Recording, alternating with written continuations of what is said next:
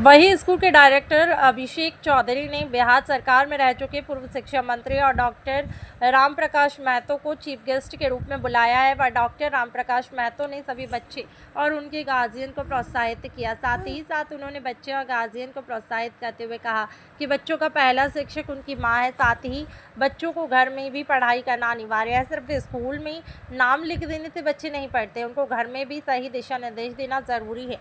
वहीं स्कूल के बच्चे डायरेक्टर अभिषेक चौधरी ने बच्चों का मनोबल बढ़ाने के लिए उनको उपहार दिया है। साथ ही साथ वे उपस्थित भाजपा युवा मोर्चे के अध्यक्ष सौरभ मालाकर व संतोष यादव, अमित सिंह, अनिरुद्ध यादव आदि उपस्थित। जी, आज हमारे विद्यालय में हर एक वर्ष की बात इस वर्ष भी जो है बच्चे जो फाइनल एग्जाम दिए थे उन लोगों का परीक्षा फल प्रकाशित कर दिया गया।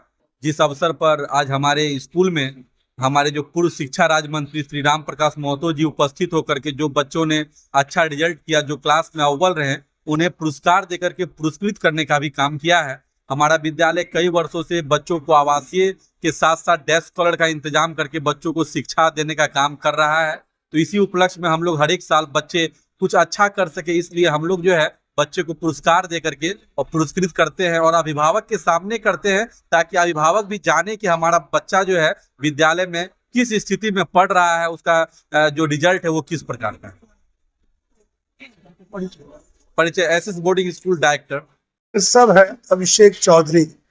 अपने विद्वान शिक्षक शिक्षिकाओं के साथ नर्सरी से क्लास 6 तक है, क्लास 8 तक की पढ़ाई यहाँ हो रही है।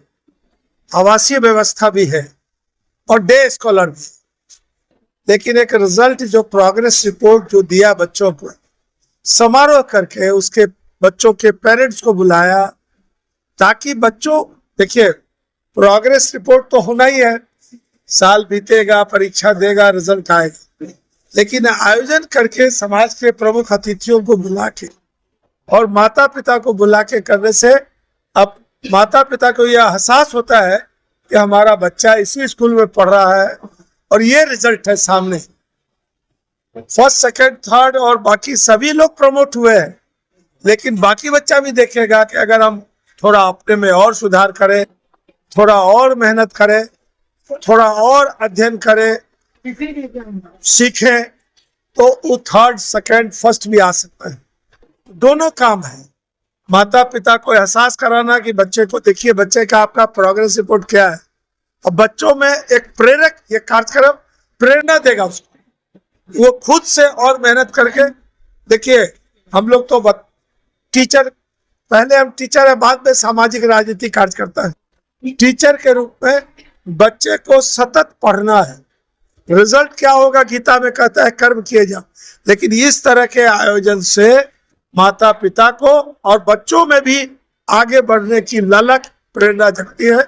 इसलिए इस कार्यक्रम के प्रति हम विद्यालय के डायरेक्टर को और अतिथि जो भी आया है, संतोष यादव जी जो हमारे नगर अध्यक्ष राजद के, बीजेपी नेता सौरभ मालाकर, अनिरुद्ध यादव जी, इनके पिताश्री यहाँ भी बैठे शिव कुमार चौधरी जी, सभी लोग आके हम लोगों का काम है शिक्षकों का भी मनोबल बढ़ाना, और इनका काम था माता पिता और बच्चों का मनोबल बढ़ाना।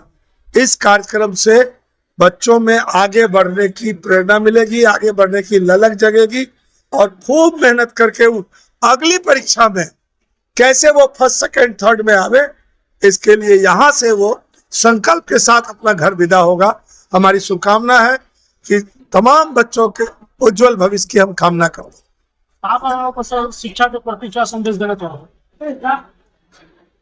देखिए शिक्षा यही एक शिक्षा है जो आपको अंधकार से प्रकाश की ओर ले जाता है।